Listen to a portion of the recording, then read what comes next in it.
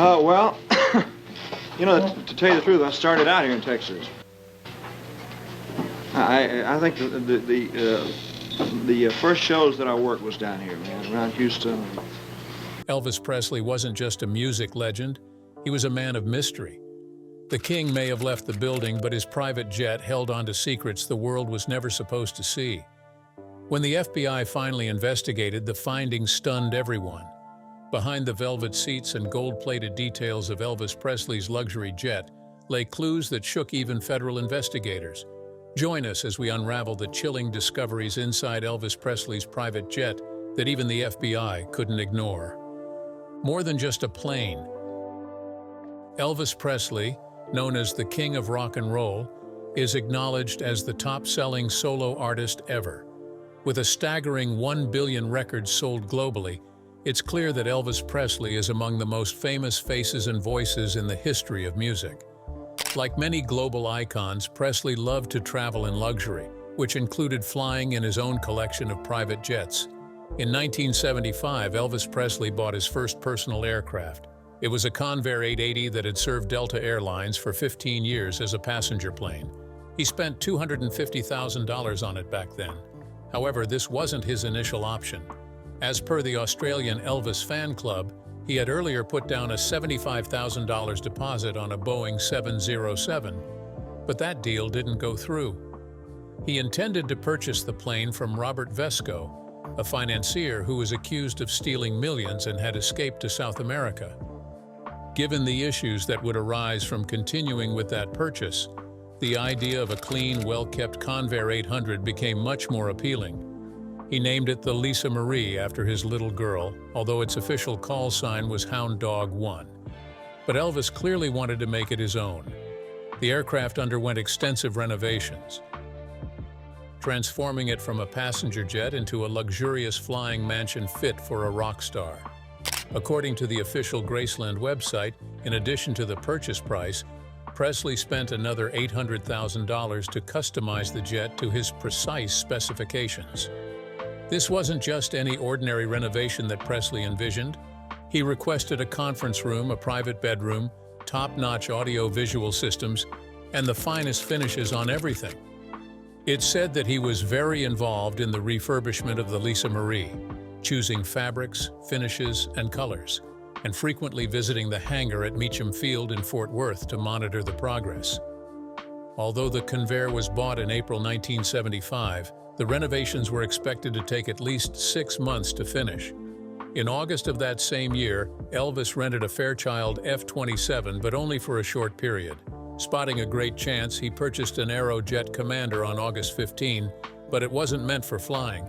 In a surprising move, the king had bought Colonel Tom Parker, his mysterious manager, a Gulfstream G1 without seeing it in July that year. It seems Parker wasn't impressed, because by September 1975, Presley had exchanged both the Gulfstream and the Jet Commander for a 1960 Lockheed Jetstar. Acquired for over $800,000, and this was a much larger investment in his aircraft collection. Already set up as a 10-seater business jet, Presley didn't make any significant modifications, although he did change the seats to yellow, green, and blue, and renamed it Hound Dog 2. It was re-registered as N777EP and painted in a style similar to the Lisa Marie, featuring his iconic TCB logo on the tail. It was on October 8 that Elvis finally took his first flight in his new airplane. His pilot, who had the unique name Milo High, took Presley along with 5 others for a short 1-hour joyride to test the jet. In the following month, Elvis frequently traveled on Hound Dog 2, relishing his freedom while he awaited the arrival of the Lisa Marie.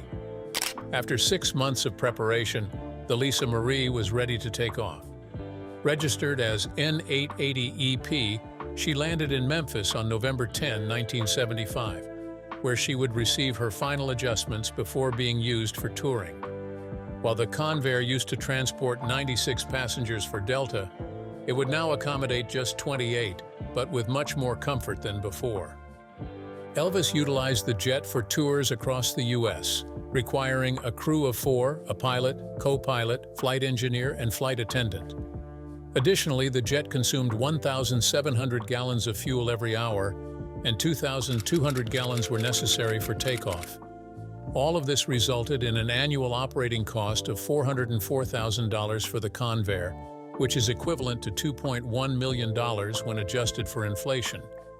As part of his investments, Elvis also purchased a 1966 Dassault Falcon in 1975, although he never actually flew on it. Enjoying the Hound Dog 2 so much, he traded the Falcon for a second Jetstar in December 1976. Built in 1962, the Lockheed Jetstar L-1329 was the third and final jet acquired by Presley for his personal use. Since it was bought just a year before his passing, it was the one he used the least. The jet changed ownership several times and was eventually left abandoned for about 40 years. $430,000. Wow. If you're thinking to yourself, that's not that expensive for a plane. Yeah, it needs a little bit of work. It's a fixer-upper. Oh, it's got gold-plated fixtures in the bathroom. Then, on January 8, 2022, which would have been Elvis's 88th birthday, Jimmy Webb bought the jet at an auction. In the 22 months since acquiring the plane, Webb has restored it and transformed it into a luxurious vehicle. To celebrate the completion of this ambitious project, Webb chose to drive his creation to Graceland, Elvis's former estate that is now a museum dedicated to his legacy. However, when he arrived, he was politely asked to leave the property and take his extravagant jet with him. This unexpected incident surprised Webb, but he later researched the jet's history and discovered a reason why the Presley estate might not want the red and chrome Jetstar back on the King's grounds, which relates to an FBI investigation into white-collar crime in the United States. While the sale of Elvis's jet made headlines, what truly shook the world was what the FBI discovered hidden inside. Let's find out what investigators revealed that turned the luxury jet into a vault of mysteries, FBI's darkest discovery. In Webb's most recent update about the Elvis jet, he revealed that it was actually one of two Lockheed Jetstar planes owned by the Presley family, and its sister aircraft was involved in an FBI operation known as Operation Fountain Pen, OPFOPEN. This operation focused on con artists selling fake investments across America and Europe, with two scammers trying to cheat the king out of hundreds of thousands of dollars. The British West Indies, especially the islands of Montserrat and St. Vincent, had turned into hubs for various fraud operations, with scammers swindling millions from unsuspecting institutions. Unlike regular tourists looking for pleasant breezes, these fraudsters were exploiting the islands to set up fake banks like the Mercantile Bank and Trust in Kingstown, St. Vincent, where they sold fraudulent certificates of deposit, letters of credit, LCs, and other financial products to people trying to escape foreclosure or bankruptcy, as well as to other con artists aiming to deceive Wall Street. As part of the OPFOPEN investigation, agents pinpointed Philip Carl Kitzer, a key figure behind many of the scams, who approached a Bureau confidential informant claiming he had paper available for sale. Eager to build a case, the Bureau permitted Special Agents John E. Brennan and James J. Weddick to meet with Kitzer to gather evidence. A seasoned criminal, Kitzer had many ties to organized crime and was known for his penchant for litigating against the Justice Department.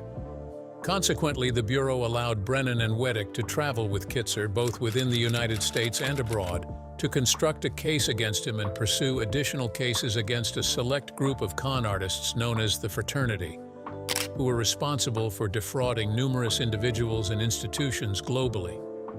Traveling to locations like Paradise Island in Nassau, Tokyo in Japan, Hong Kong, Athens in Greece, Geneva in Switzerland, Frankfurt in Germany, and London in England, agents collaborated with international authorities to pinpoint cases suitable for prosecution. Due to the OPFOPEN investigation, many cases were brought to court in both the United States and Europe, with around 12 individuals being indicted by different federal grand juries, FGJ, in Louisville, Kentucky, and Memphis, Tennessee, for attempting to defraud $5.5 million from 6 U.S. banks through fake securities issued by Kitzer, operating as Seven Oaks Finance Limited, based in Kent, England. Regarding the investigations in Memphis, agents reported that during the undercover phase, Alfredo Proc, also known as Freddie Pro, confessed to swindling Elvis Presley's Lockheed Jetstar and later using it as collateral for another scheme. In a meeting in New York shortly after Presley's passing, Prock admitted to his involvement in the scam, telling undercover agents, "Wheels up," he called Kitzer using the plane's skyphone to boast about taking the jet. Kitzer acknowledged the call and confirmed that Prock had indeed taken the jet. Later, both Kitzer and Prock agreed to assist in the Opie-Fopen investigation and pleaded guilty to federal offenses in return for 10-year prison sentences, leading to many individuals being convicted of racketeering and white-collar crime. Contrary to media speculation about Presley's involvement, agents clarified that he was not aware of the undercover investigation and was never an undercover operative. They noted that Vernon Presley cooperated with the investigation, which was reported by local news outlets. Additionally, they mentioned that this case contributed to the initiation of the Abscam investigation. Fred Pro and Phil Kitzer allegedly offered to purchase Elvis's first Jetstar when he upgraded to a bigger plane and wasn't using it as frequently. After acquiring the aircraft, they claimed they would fix and restore the Jetstar before leasing it back to Presley, who would eventually have the option to buy it back from them for just a small amount. This agreement was said to have been approved by Elvis's father, Vernon Presley, who consented to the sale and handed over the keys to the Jetstar plane. In exchange, Vernon Presley received 2 checks for the plane, both of which bounced when he attempted to cash them, according to a blog post by FBI retired discussing the scam.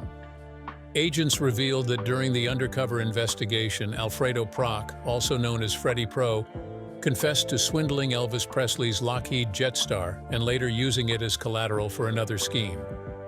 In a meeting in New York, shortly after Presley's passing, Prock acknowledged his involvement in the scam, telling undercover agents "Wheels up." He called Kitzer using the plane's skyphone, boasting that he had taken the jet.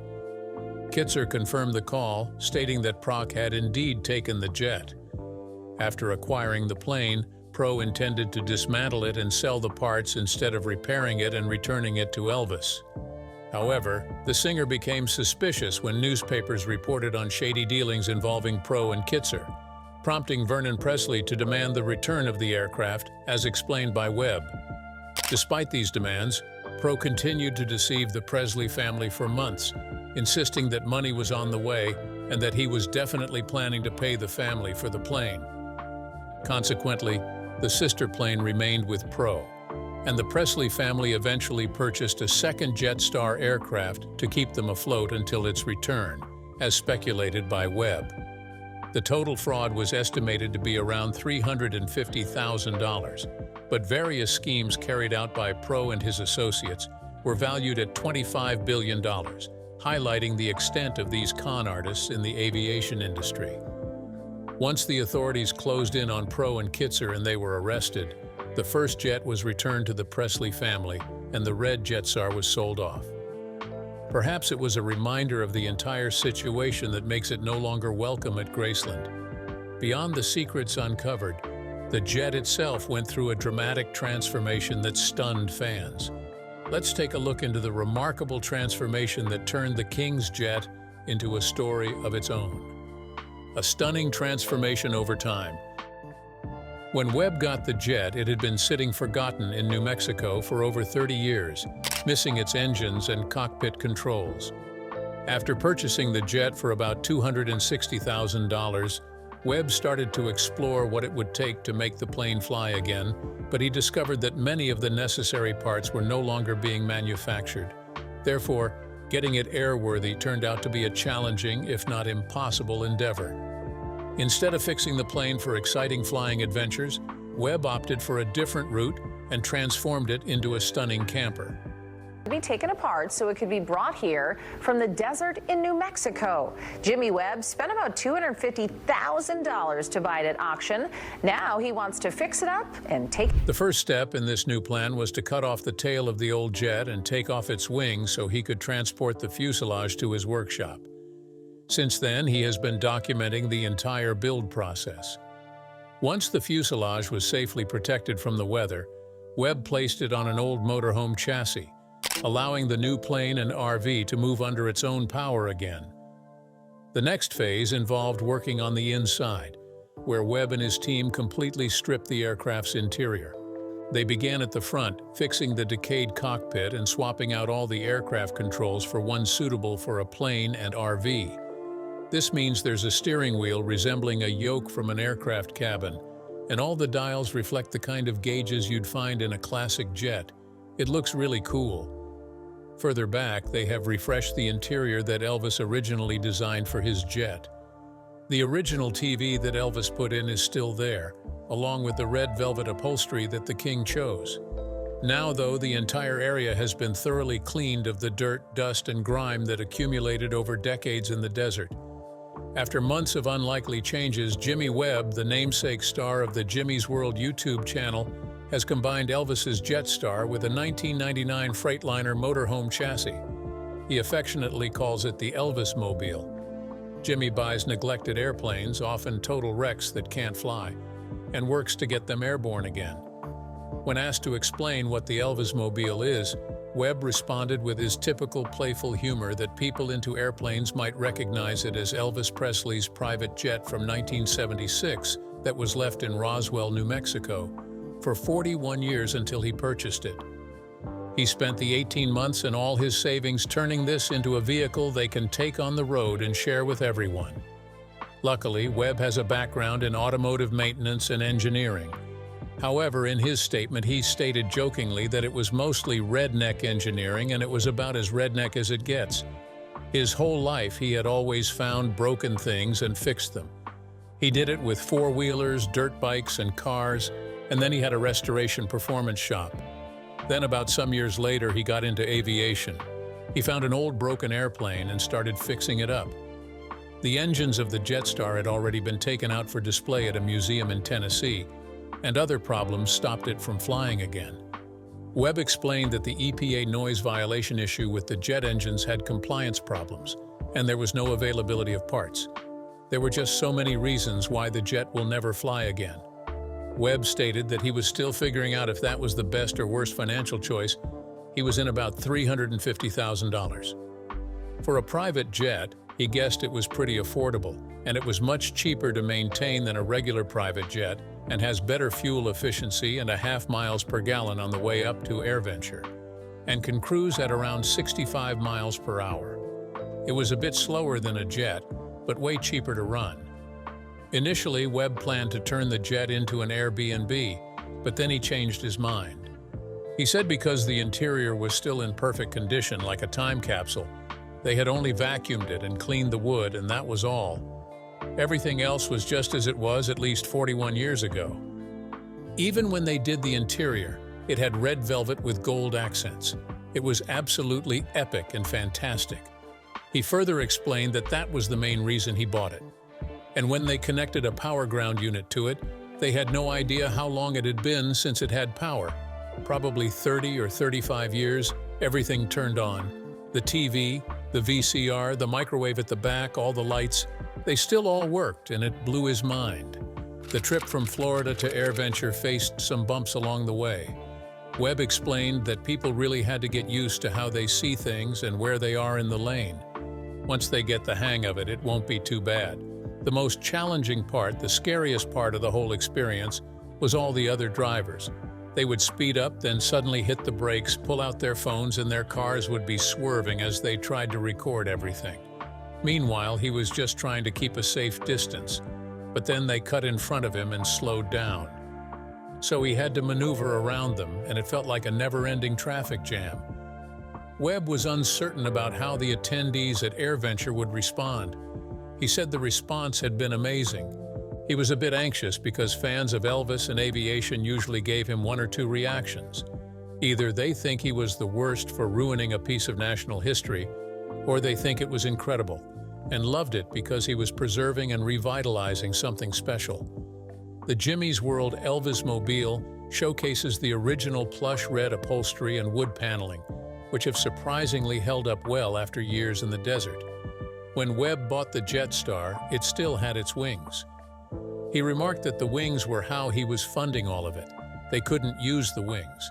They chopped them up into small tokens that came with a certificate of authenticity, a copy of the bill of sale from when Elvis purchased it, and a photo of the airplane whenever he took it out in New Mexico.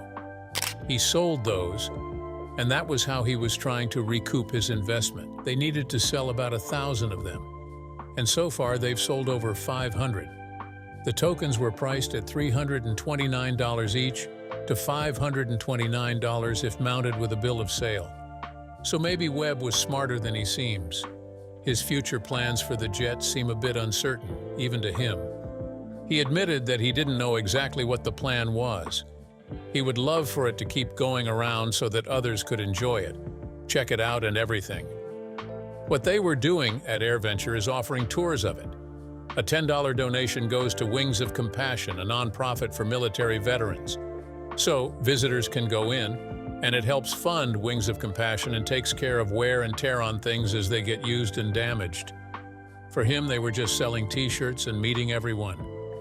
He explained that he was really excited to meet all the people. It was truly a blessing that he could get to do it for a living. After AirVenture, the Elvis Mobile will continue its unexpected journey.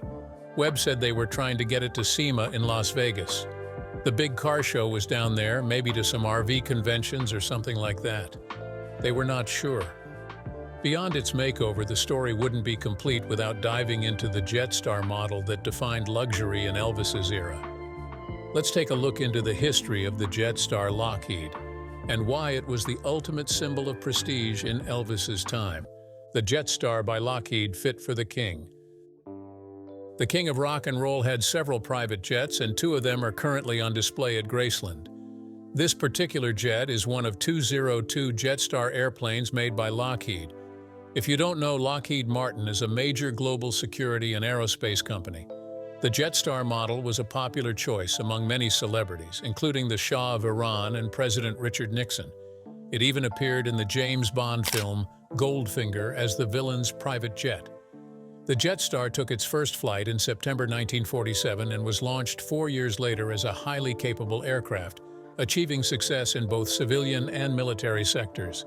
It flew under the C-140 designation for the U.S. Air Force and had the designations L-1329 and L-1329 for business use. In fact, the Jetstar was the first dedicated business jet ever made and was also the largest in its category.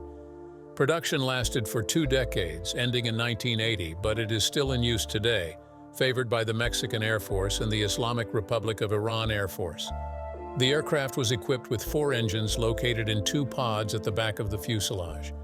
It could reach a maximum speed of around 565 mph, travel over 2,500 miles, and had a service ceiling of 43,000 feet. It could comfortably carry 8 to 10 passengers along with a crew of 3, which included 2 pilots and a cabin attendant. Inside, there are 6 swivel chairs and a sofa, all covered in red velvet to match the red shag carpet. Each seating area has an ashtray and headphone ports with audio controls. This specific model features wood paneling and gold finish hardware, along with a TV that has an RCA VCR player and a galley, which includes a beverage dispenser and a Kenmore microwave. The cabin is adorned with wood paneling and trim, and at the back there's a lavatory plus extra storage spaces and cubby areas. Elvis owned the Jetstar for a brief period in the spring of 1977, and less than 6 months after buying it, he sold it. The jet eventually went to a Saudi Arabian company and was relocated to Roswell International Air Center, RAU, in Roswell, New Mexico. Nearly 40 years later, the aircraft remains in the same location. After its relocation, the jet didn't get any maintenance and was essentially left to deteriorate at the site. Now, the passage of time is evident. There are holes in the fuselage, and the sun has faded parts of the red exterior and its silver accents.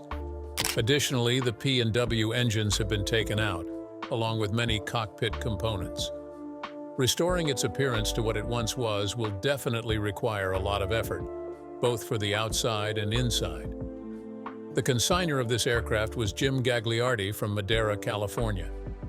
He purchased it years ago for $430,000, which totaled $498,000 after including commission and fees. The original idea was to transport the plane to Madeira and turn it into a sort of advertisement, where people could come in and take a look. However, that plan never materialized, and Gagliardi admitted he hadn't even visited the plane during his 6 years of ownership. He attempted to auction it last August, but no buyers showed up. He had a bit more success at the Maycomb auction. Bidding began at $100,000 and gradually rose to $240,000. A telephone bidder then offered $260,000, and that was when the hammer came down. After commissions and fees, the final price was $286,000. So while Gagliardi did lose some money, he at least succeeded in selling the aircraft. As reported by Rob Report, Priscilla Presley, Elvis's ex-wife, was also present at the event, stating that Elvis loved planes, and this was one of them. It was her first auction, and she was excited to be there. Before the bidding began, the Maycomb auctioneer remarked that it was an amazing restoration chance to create an Elvis exhibit for everyone to enjoy. And it really is. But this aircraft does present a significant challenge. It will need to be completely taken apart for shipping. The Lockheed Jetstar was operated by a variety of users throughout its history, achieving success in both military and civilian sectors. It flew under the designation C-140 for the U.S. Air Force and L-1329 and L-1329 for business purposes. This rear-engined quadjet had a production span of 19 years from 1961 to 1980. It was the first dedicated business jet in the world and the only one made by the manufacturer. For a long time, it was the largest model in its category, accommodating 10 passengers and 2 crew members.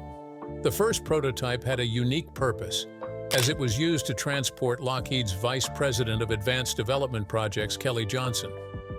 After it was put into service, several well-known figures flew on this aircraft, including President Richard Nixon, the Shah of Iran, and the Puerto Rican band Menudo. One of the most famous civilian users was Elvis Presley, who owned 2 Lockheed Jetstars at different times.